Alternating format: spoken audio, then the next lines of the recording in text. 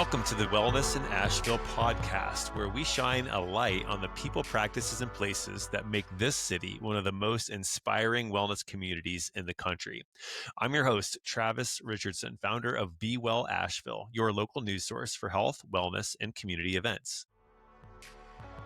All right, today's guest is Anna Twinney, an internationally recognized equine and animal linguist whose spiritual calling has led her to translate the silent language of souls for almost 3 decades.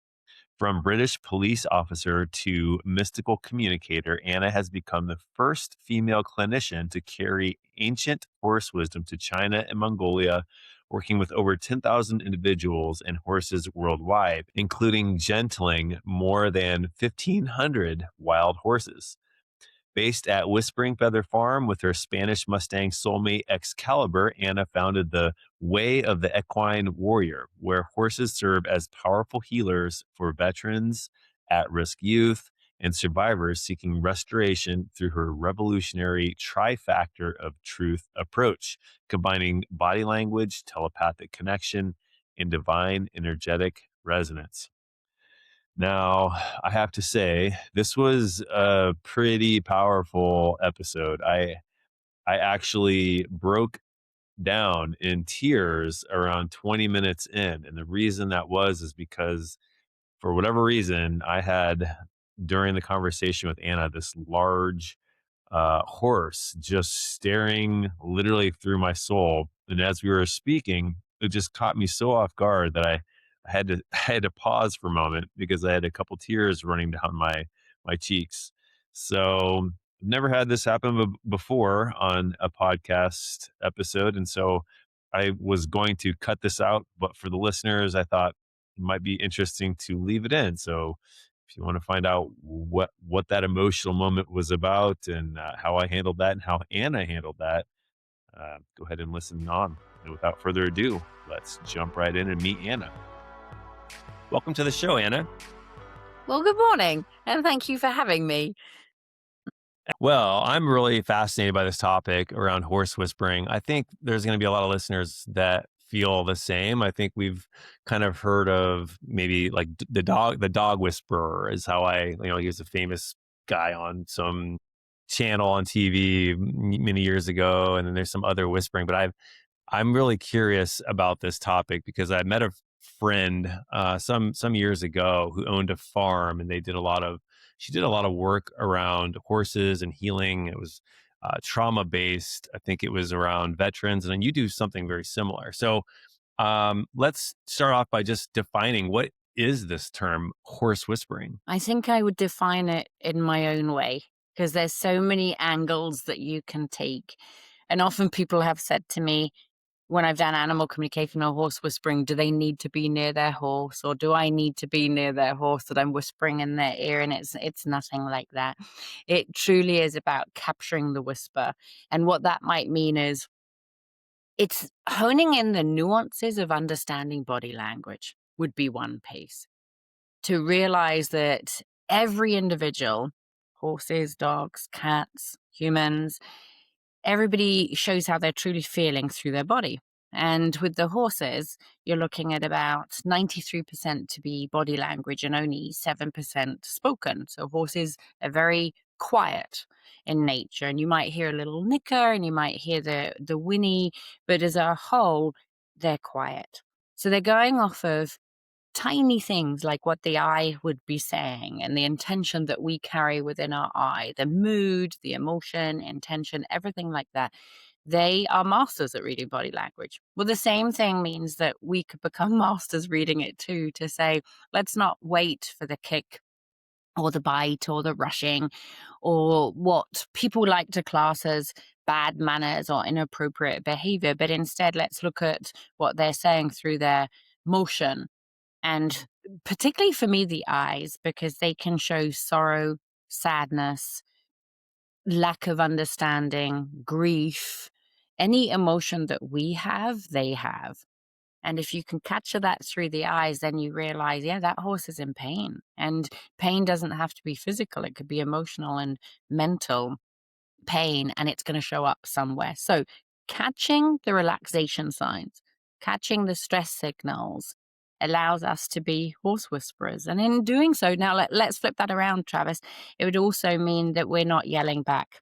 So we're not looking at force and violence and prodding and poking and sticks and Mm. paraphernalia, but instead we're looking at ourselves. And that's where we become the mirror for ourselves to say, what kind of horse are you attracting? What kind of problem are you attracting? What part are you playing in this individual's life to support and save and be there for them?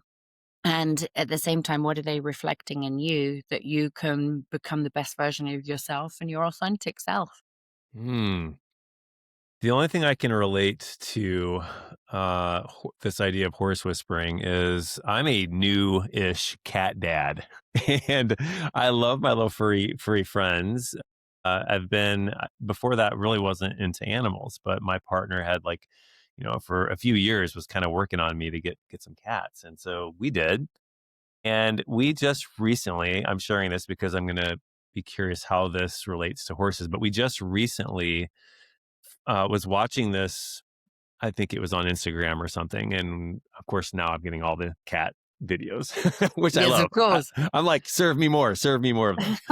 Uh, but they were talking about how to cats only understand people as large cats. So if you want to speak cat language, you need to understand how they look at other cats. What I learned is if you close your eyes, like you blink really slowly or put your head down, it's a sign of either submission or you're not a threat. Whereas if you directly are eyeballing them and looking straight at them, that is frightening. Can be frightening, especially when you're trying to take a cat where like we've got some outdoor cats that are we'd like to take care of them, but they're so scared because they just have been traumatized or whatever. So I've been practicing this and it seems like it's working. Like the cats are they're starting to come, closer to us. They're less afraid. And with horses though, you mentioned the eyes. How it feels like for you, you must be very sensitive because an eye is an eye. I don't know, how much does an eye change from one moment to the next? Is it you that has changed to become more sensitive, or is it really something that the eye of a horse is doing, or is it something you're doing? Do you know what I mean? I do. I feel like it's our birthright as a whole. When we're born into these bodies, we have that ability to sense the rooms, and many people can relate to that. If they think back to when they were children, they know if they were welcome in a room. And in the British culture, it once was said they need to be seen and not heard. And so children relate to individuals that embrace them. They like to be seen. And if you hold their hand or look into the eye, show the interest, that child senses it, not just through your actions, but ultimately through your thoughts, your behavior, your mannerism, your recognition, your eye contact, your energy. So none of this goes for one species alone. And I think we're oversimplifying when people come back with, you've got to act like a horse or you've got to act like a cat. And I don't think that's true, Mm, because mm, through animal communication, when you talk to them, I think they would think that's the most absurd thing that they've ever heard, to go, you're not a cat, you're not a horse, you're a human. And so there's certain behaviors one can adopt and adjust to, and there's certain cultures that we can learn about. And it's like me. If I went to China and Morocco and I taught natural horsemanship to these countries, and while I didn't spend weeks, months, or years learning about the culture, I learned the basics to be able to be respectful of that culture, not come in as maybe an American or mm, Brit to go, I'm wearing what I want to wear, I'm saying what I want to say. No, I'm going to look at how you want us to behave and what's important to you for respect. And so the same happens with the horses. You're adapting and adjusting your body language to awareness, to realize if you put your eyes on eyes and you're coming forward at a great speed and you're a little bit invasive and you're very excited, that's going to set it back. That horse is going to retreat, spin, run, not want to be approached, because they're very gentle as a whole. So adjusting to it, to realize, drop your eyes when a horse gets eye contact with you. That's out of respect. Hmm. Pause a moment when they're thinking, should I stay or should I go now? Pause. Take a deep breath to ground yourself so that you're not all over the place. Realize that they can hear your heartbeat up to 4 feet away. So if you're very excited, nervous, confused, they're going to hear that heartbeat, and they need to. They're tuned into it. They're not spoiled like us. So they don't have the distractions and they don't have the white noise, right? So they're Hmm. still very connected with nature with their feet on the ground. And they could look in your eyes and go, well, you're overthinking this. Because, it's like this, Travis.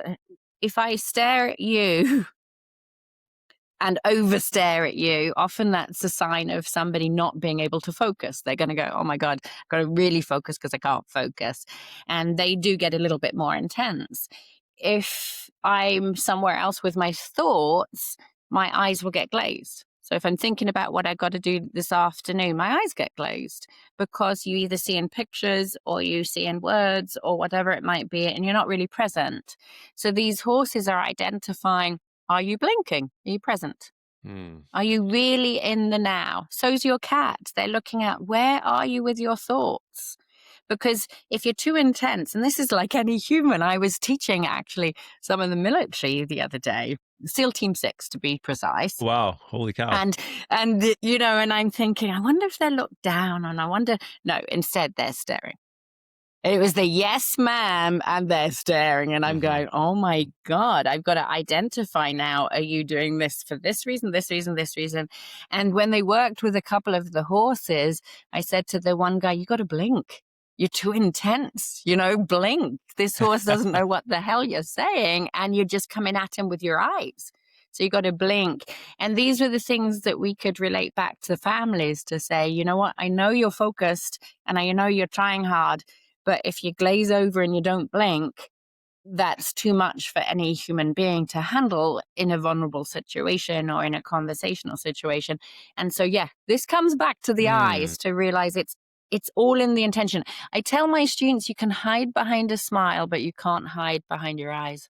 Yeah, right. They're sort of the gateway to the soul, I guess, right? Yeah, That's what the thing is. Well, this is a good segue into I was reading on your website about this trifactor of truth. You have an approach here where you combine body language, yeah. a bit of what you call telepathic connection, and divine energetic resonance. I was like, whoa, that is a lot. And before you answer what that is, I'm the thing that was curious to me was, does that mean then, as you were talking about body language just a second ago, is there something that a person needs to do internally that is kind of, I guess, independent of body language, where how you're being, of course, that shows up in the body, but is there something in addition to the body the telepathy thing, I guess, are the horses sensing what's going on inside, regardless of how you're behaving?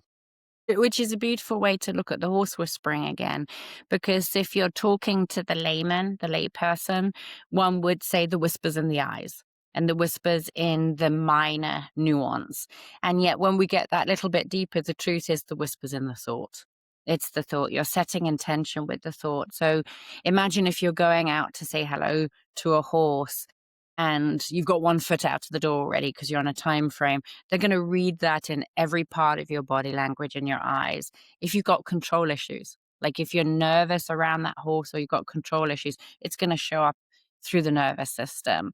And so, where does that all start? It starts in the thought. So, therefore, what makes them magical? There's too many things to mention as to what makes a horse magical. But at the same time, they're teaching you to be truthfully in the now, in that present time, to let go of your past in that moment and not worry about the future. And instead, you're thinking about what you're doing, right? So that thought will transmit. And this is kind of fun because often people think it's a little spiritual or woo-woo.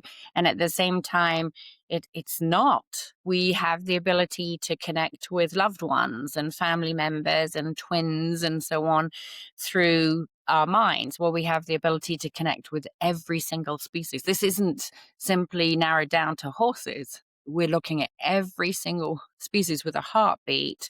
If you can find that vibrational frequency, They are masters at it already, and they're living in a world where they're waiting for us to catch up. And so when we can align our thoughts with their thoughts, then we're connecting on that telepathic level, which means they're going to pick up on the thought. And hopefully the listeners are going, well, where is that vibrational frequency? How can I find that platform? It's the same for the reptiles, the furry friends, the scaled friends, and it's called love. It's called love. You connect with your heart, you drop from your head to your heart, then you can tune out the white noise and identify the animal's conversation. Love that. Reminds me of the movie Avatar when the person connects to the horse through a neural network, but it's really the um, example of the telepathy part of what you're talking about that takes place, just Yeah. kind of through that. Um, so how? I mean, what is it? Do you think that makes horses? I mean, they are. I feel like a special creature. You mentioned that Yeah. they are magical, and there's lots of reasons why. Is it because we've just been with? I mean, you can say the same thing for like dogs, I guess, in some ways that we have kind of evolved with them now for many years and relied upon them. Yeah. What do you think? What's your take on why horses are unique, special, and why we should spend more time with them? Well, you mentioned dogs, and while I think there's crossovers between predators and prey, so the dog and the horse, and you could look at behavior modification and training techniques that are actually exceedingly similar.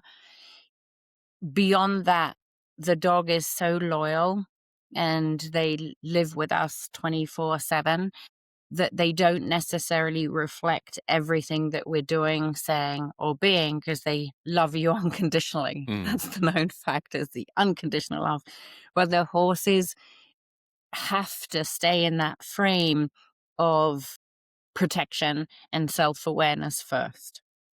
And with that protection comes the fact that they read people beyond any other species. So they are listening to the heartbeats, they're seeing the intention, the nuance, they're looking at nervous systems in that way. And there's probably uncharted territory that we haven't looked at. Mine being our body language, their body language, herd dynamics, a natural state of being with the land. Then I'm looking at telepathy, energy healing, and energetic connection.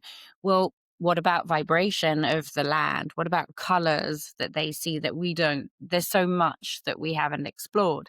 And yet, with this comes the fact that they're 1,000 pounds, 2,000 pounds, they're large, and they can become so soft and so connected and so communicative. And when you do things right, they're seeking the path of least resistance. They're seeking to support you. mm, They can be heard and misunderstood so quickly, and people will fear them. So, with that comes this partnership that can only be gained through trust based ways of being. They are therefore your true reflection. When you got a bad day, they might not approach. When you got a good day, they're going to be all open. But there's other horses that will reach out and want to hug you. There's other mm, horses that want to stabilize your heartbeat. So it just depends on the personality. I found that there's about 28 personalities in horses. So if you put that together with different learning styles and different beings, they're all going to help in different ways. They can help you to become grounded, to remain in the present time, find unconditional love, correct communication, drop that which no longer serves you, connect you to spirit. The list is so long. You could probably say a word and you could go, yeah, horses could do that. And you could come up with a patience. Yep, horses can do that. Trust, horses can do that. Gratitude, horses can do that. They can do it all. It's mm. remarkable.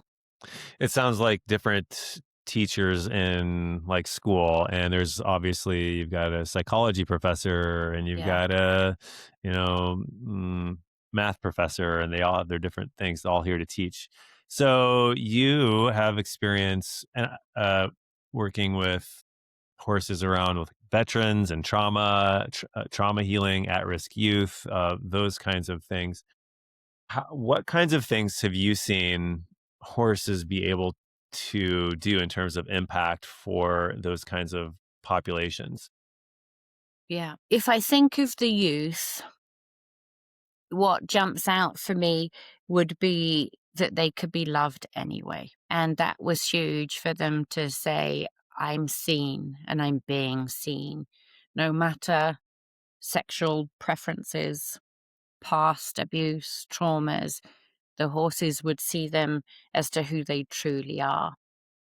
And with that, it comes with everything of you don't need to tell your story. Perhaps they know their story already and they can sense it. And to see people, I guess, to become vulnerable and even prod, the horse can prod them to tell the truth. And if you have the right translator to say, what does this mean to you? Like if a horse puts his head right at the solar plexus, what does that mean to you? Does it mean that it's to do with your self esteem, or is it your tummy?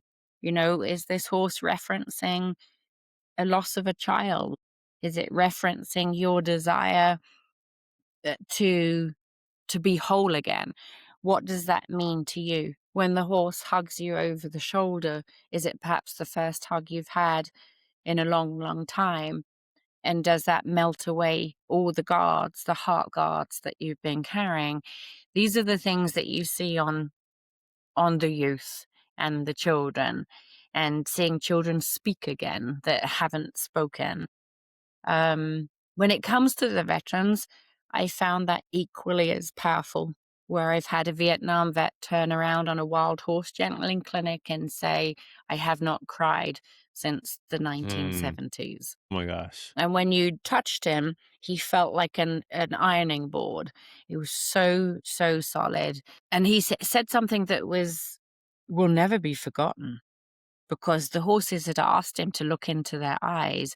And this is perhaps not for the podcast, but he said it was such an awakening. The last vision he had of looking in somebody's eyes was when he shot them. And Hmm. so to look into this eye and be seen and to see and replace that memory and replace that blueprint as I get choked up Hmm. for a window to the soul was the greatest gift he could ever have. Yeah. So the breakthroughs you couldn't make up and you couldn't foresee. It simply happens that they would say from inside what's been going on and how these horses reach you. It's make it a little bit lighter. There used to be the Budweiser commercial of or the Heineken, that it can reach body parts that nothing else can reach. Well, that's where the horse comes in. They can touch people like nobody else can touch. Talk therapy, therapist, you name it, cannot get through as quickly as the horses. And I've been told that time and time again, where they might say, I've had 10, 20, 30 decades of coaching, but nothing like this. Hmm. When you were just talking, I literally got goosebumps, and I actually started some a little bit of embarrassing, but I almost started to get a bit emotional. Um, Yeah. and as I'm thinking about it now, I'm thinking about I had this vision of a horse being standing in someone's pain, and like kind of what a horse does, you can get on top of the horse and you can ride the horse. It's like the horse can transport you through the fire of your life. It seems like that's it's like Oh, the yeah. spiritual equivalent of what they can do physically.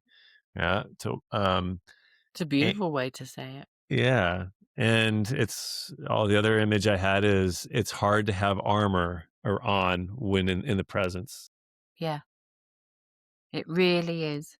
It would be it would be the struggle to keep it on, like you say, and trying to force it on, because it's as though it melts, just melts. Yeah. I'm having a moment. I don't know. I gotta like take a second here. I don't know why I'm getting emotional. I've got Yeah. really powerful there's a horse. It's like I'm literally feeling like I've got this past life horse thing coming through or something. I don't know what, but it's like looking at me. So it's like it's this has never happened. I have no idea what's going on right now, honestly. I'd like to say it's something else in my life, but I don't. think it is. There's this horse in my mind that I can't. Like whoever you are, I'll get back to you later. I'm Oh, trying to bless do a you. podcast. This when you feel into it because you can see your horse, it, it it's an incredible moment for you to realize we allow ourselves to feel into it and so much transformation happens. And maybe for you there's a recognition that you look at this horse to go, oh my gosh, I recognize him. And that for me is also the Buddha within. We recognize one another, the healer recognizes the other. There's something profound about the way they recognize us and us on a soul level. It feels like, the I see you kind of thing is really strong in the vision I'm currently experiencing right now, and, you said something about being seen, and Yeah, I feel like, I'm pretty certain that horses do that in a way that's not really done any other way. That's, I think, what I'm feeling pretty certain about. And I also feel like I'm gonna meet this horse I'm having having this vision. I'm gonna meet this horse someday, and I'll be like, "You were the one. You were the one that I had a vision of." I know it's gonna happen. That's so that's interesting. awesome. You're gonna have to visit then. Maybe they're here. Maybe that's Maybe what it's it is. somebody here coming through on the property. Oh my god, I'd love to. I've often said when we work at Liberty with them, so Liberty where they've got nothing on them, we're Mhm. stripped naked in the Yeah. sense of they see you so clearly, you can't hide. And so where people will hide behind their words or hide behind their clothes, their mannerism, you can't. You cannot hide. You're going to be seen with the horse. They reveal it all. And that, for me, is unmatched, especially with the coaching. It's unmatched. And there's times to be silent in coaching, and there's times to make suggestions, and there's other times to be really blunt. And I'm known to be blunt. When when the question from one of the soldiers was, how can I find inner peace? And the answer that came back was, you still want to go to these. You want assignments. You want to go abroad. You're still getting a calling to go to war. You don't really want a normal life. And when you try to be at peace at home, you're searching and you're yearning to go back. So therefore, your peace comes with a knowing that there's more. There's more to life. There's more to do. And you go between the worlds, between your family and away. And so this was all about connecting to spirit, to know that you're not alone when you're out there. You're not alone. And yet you love both worlds, and that for you gives you peace. And you look at this to go, these aren't placebos.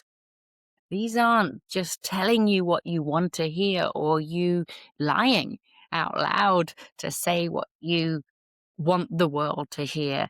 The horses will show the lies, they'll show the truth, and all it takes is either yourself to go inside or a good translator. Yeah. That's so that is feels so true. Yeah, so how do you so I also was reading this concept of the sacred pause.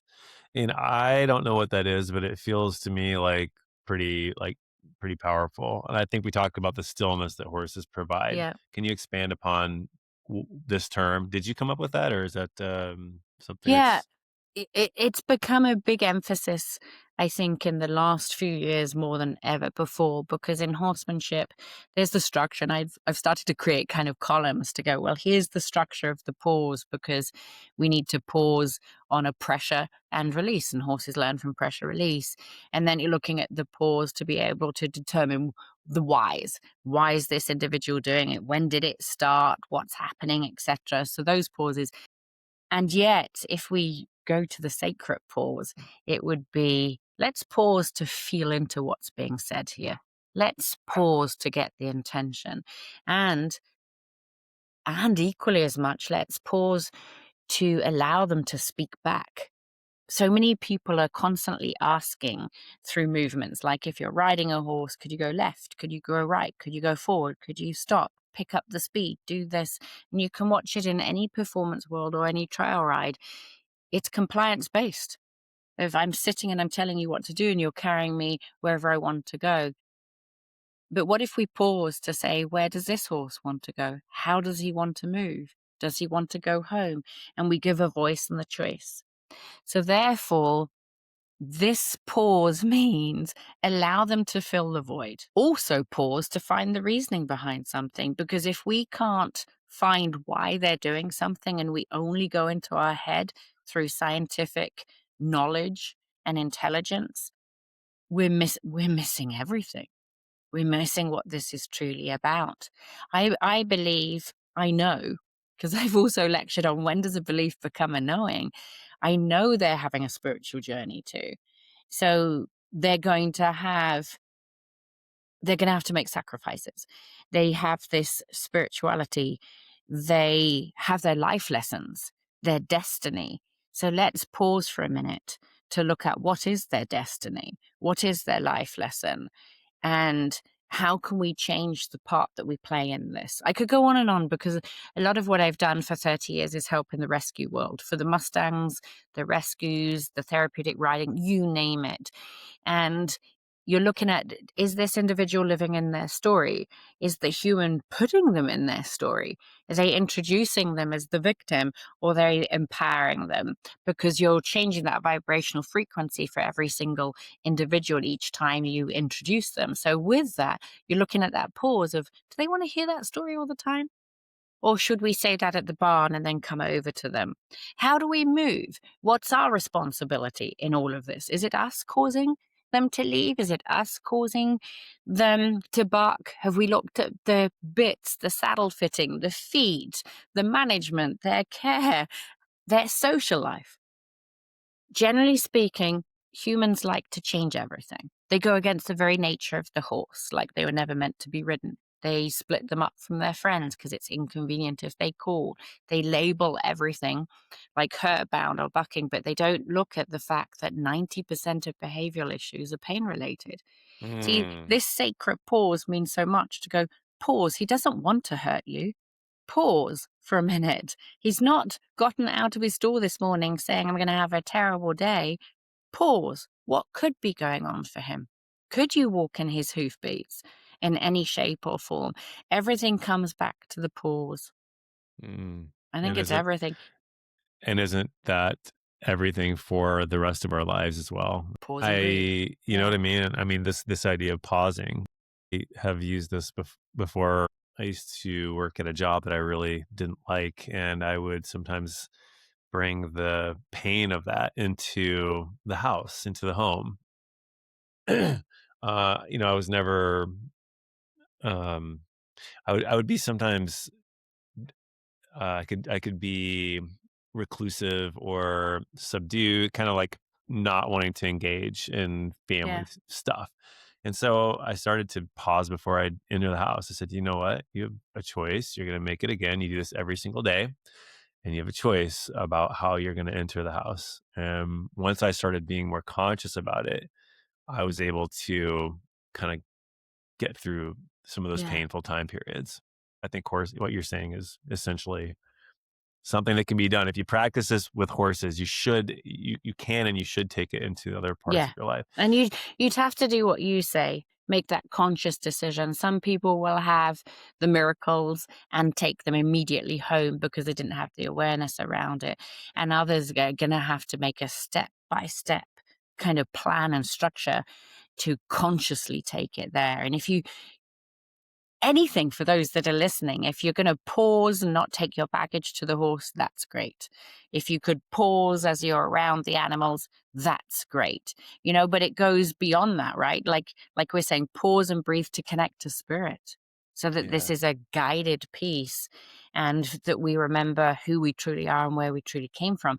And so horses will reflect all of that. If people are just bulldozing through, they'll show it. If people are attached to the outcome, there show it. And these patterns start to reveal themselves. And you have the conscious decision to make. We can change our blueprint. We can change the Yeah. patterns we've brought into our lives. Yeah, yeah. By the way, I forgot to ask you earlier on, how did you I know you were a British police officer, and so how in the world did you usually the people ask this at the beginning of the thing, but I kind of find it fascinating or interesting to ask it later now because it's, How did I get there? yeah, how have you gotten to the point where I mean, you just dropped, like I can tell that was decades of wisdom condensed into 20 minutes, 30 minutes. That's So funny. what brought you to the point you are now? What brought me there? Well, let's look at the point of what brought me to policing. I was actually in investment banking in London, and I was an assistant compliance officer. So one of my paths that I'm noticing is the truth seeker. And so I was clearly at a young age looking for truth within investment banking. My then husband was special forces and went to Desert Storm. And while he was fighting for our country, the investment bankers were raking it in monetary wise. It was January and the big bonus came. And usually people would get a quarter to a half of their salary in the bonus. One of the investment bankers didn't like what had happened. He threw a computer out of the fourth story onto the car because of the value of his bonus. That's where the trajectory of my life changed. And I went, I don't want to be around people like this. I want to be around the real people that are serving the country and that have their values, their core values placed elsewhere. So my then husband and I became the first married couple in the United Kingdom's history to join the British police force. People had met along the Wow. way, but not joined together. So it's kind of a fun fact to say we joined the police together. And and and I loved it. I loved it. Perhaps I wasn't cut out for it as much as I loved it. And my deciding factor in the change in my life came with a head-on car accident, PTSD, having been rape and child abuse trained, and my horse. So three paths led for a mega change in my life. So with that, I packed a suitcase. My then husband basically said, I'm giving you the wings to fly, and I can't come with you. Your destiny is in the United States. And I left my horse, my home, my dog, my career, my family, my husband to follow the call of the horse. I moved to California, got great debt, lived out of a horse stall for a short period of time, um, and found myself in an abusive relationship on top of all of that. So I gave up everything to become a horse whisperer. When I realized there was no path back, I couldn't leave the country because once you're in the process of certain visas, you can't. I had no job to go back to. My marriage had come to an end and money was scarce. It basically meant that at that point in time, I threw myself into the horse's language. And so I felt like spirit, God for me, it stripped me from everything I was used to. Faith had to play a part. And everything became faith guided, and I watched horses in the wild, basically traveled the world in pursuit of the true language of the horse. And that's how I found myself on this path Hmm. Wow. I think, in a nutshell. yeah. What do you even say to that? What I say is that's massive courage, to leave the known for the absolute unknown and then to face the things that you have and Yeah, to still pursue your calling. That's so rare. I aspire to be more like that. I'm trying to do that with what I do. But because I was an engineer and I didn't like that at all. Hated it, despised it, whatever the most negative word you could think of to feel about it. I That was what I felt, and it just wasn't worth it. All the money in the world is not worth feeling like that because you have this life, like it's so precious. We should do what we're called to do. Um, Speaking of that, you yeah, have lots of cool things coming up for you got a holistic horse certification course. I do. I and some do. other things. Do you want to talk about what you're up to? I mean, tell us like because I want to know like what's your day to day? Like, how do you operate? How can people work with you? What are your courses? Just tell us more about like what it is that how to work with you. What are you doing? You're so kind. I do wanna say you and I share these things. I had the 2 by 4. It's not like I listened. Remember, I was broken mentally, emotionally, and physically before I listened. So so I took the bus, not the 2 by 4. Yeah. Um And more than once, actually, more than once in my life. So that was a big one. And this past year's been a big one as well, since the hurricane took another bus load there. So it looks like there was a bit of a pattern. And I do think at the pearly gates, I turn around and go, why didn't I get this quicker?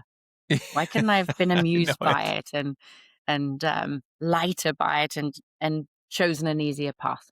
So I Yeah. think we share that. Mm. My day to day varies so dramatically from teaching energy healing for horses for 1 week, the SEAL team another week, private clinic, then looking at colt starting Nakota horses or Warm Springs Mustangs, behavior modification, and now moving into the 24-day course. So, yes, it varies extensively. If I'm not doing that, I'm talking to animals and sitting down at home or going to people's homes and helping with all species. We just came back from Costa Rica from a life coaching course that we were teaching. And now I'm here until I go to Ohio to help at a veterans nonprofit and to teach another clinic to the public there. Coming Mm. back for a Cool. 24-day course. So it never Dang. ends. And there's so much variety. For me, the common denominator has been the horse's language. That's one, to say, let's speak the truth. Give a voice to the voiceless, speak the truth. Be that animal communication or horsemanship. And it also goes over into the life coaching to go, let's look at the truth of what's coming on and what's happening and what's coming up for people. So everything really leads. You said the trifactor. There's the trifactor of truth, right? To go, Yeah. this is all about truth seeking. What makes life challenging is being around inauthentic people. What makes life joyous is to see the miracles and the magic. And so every day can be so different. We are home to 50 animals here at our farm in Mill Spring. And 50 animals are the ducks and the chickens and the pigs, alpacas, sheep, goats, cats, dogs, horses. So it's a beautiful place to call home. We moved here with the view that I wouldn't travel so much. And yet it seems like I still travel 5 months of the year and take the methodologies to people that can't leave their homes or can't leave their state or need to be in a certain area. So therefore, we love having courses here. Upcoming would be energy healing Reiki. I'm a Reiki master practitioner and I love it. Every path leads back to Reiki, despite the fact that there's a beautiful soup bowl of all these healing modalities. That's mine. I have animal communication coming up as well. And I guess one of the things that we're really excited to be doing is a 3-day Navajo ceremony. And we're bringing the Navajo in from New Mexico for our property in support of Mm. those that have been through Hurricane Helene, as well as veterans and first responders. That's my passion and love alongside everything else. So lots of events coming up at the farm for people to look at, 1-day events for a holistic horse day through to 24-day event, if that's Mhm. what they're seeking. If we're not working on reach out to horses, then we have equinewarrior.org, and that's Way of the Equine Warrior, and that's our nonprofit. That also has 3 pillars of the nonprofit too, because it's No Horse Left Behind, Trainers Without Borders, taking it to other countries, as well as the first responder support. So I've Ooh, got fingers in many, many pies. tons of stuff to check out. And if you haven't already, you should list all these things. You should get onto the Be Well Asheville platform, put all Thank these you. events out there, because if you do that, I will automatically share them on my email list, on social media. You're a podcast guest. please make use of that, and we'll get you Thank you.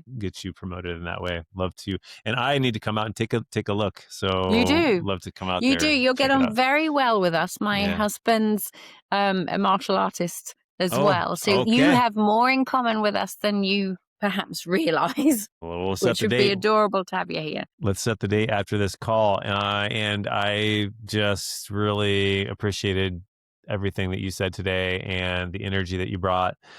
And I just really personally want to learn more about what you do. And I can't wait to come say hi in person. Thank you for We'd being love with to us have today, you. Anna. Thank you, Travis. It's been wonderful. Thank you for embracing Yep. and even for allowing, right? It was really touching to see how moved you are by the animals and the horses. Well, something's coming through pretty strong for me, and I'm just going to be curious about that all day today and probably the rest of this week is what that was. So who knows? There's magic all around us, and sometimes it pops in and we don't need to even name it, just know it's there. Thank you for listening, and you can explore Anna's transformative work at equinewarrior.org and reachouttohorses.com. Follow her on Facebook at Anna Twinney and check out her YouTube channel, Reach Out to Horses, for incredible demonstrations of her work. Anna is also offering custom freebies for our listeners. Reach out to her directly to discuss ebooks, DVD streaming, or other resources that call to you. And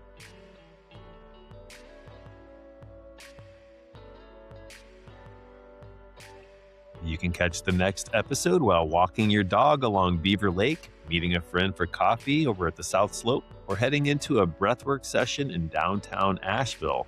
You can check out more Asheville wellness news and events and join our newsletter at bewellasheville.com. And as always, thank you for being the best part of our wellness community here in Asheville. And until next time, be well.